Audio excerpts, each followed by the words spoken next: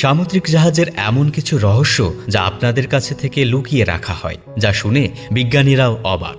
নম্বর 7, কি হবে যদি মাঝ সমুদ্রে কোনো জাহাজ খারাপ হয়ে যায় এবং চারপাশে হাজার হাজার কিলোমিটার পর্যন্ত শুধু পানি থাকে, তাহলে কি করা হবে?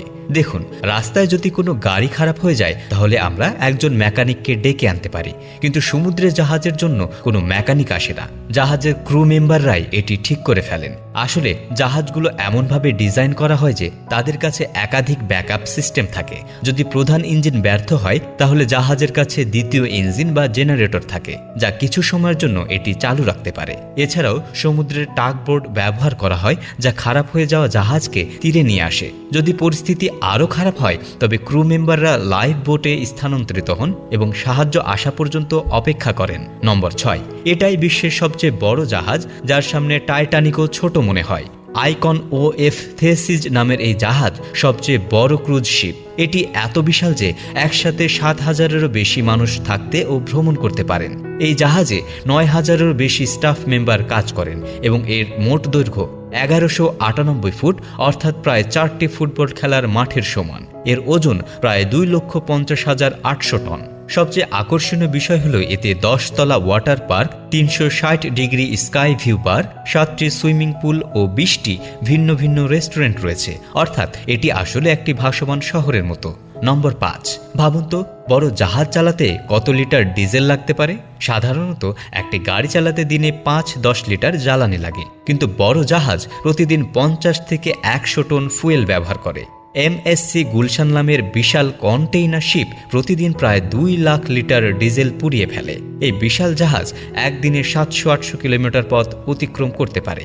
নম্বর 4, যখন একটি নতুন জাহাজ তৈরি হয়ে যায় তখন সেটিকে পানিতে কিভাবে নামানো হয়? এটি কি কেবল তুলে এনে সরাসরি পানিতে ফেলে দেওয়া হয়? আসলে জাহাজ লঞ্চ করার প্রক্রিয়াটি খুবই চমকপ্রদ।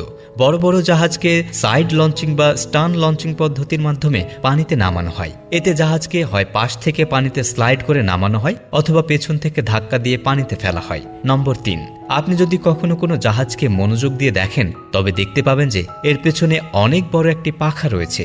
একে শিপ প্রোপেলার বলা হয় এবং এটি জাহাজকে এগিয়ে নিয়ে যাওয়ার জন্য সবচেয়ে গুরুত্বপূর্ণ অংশ।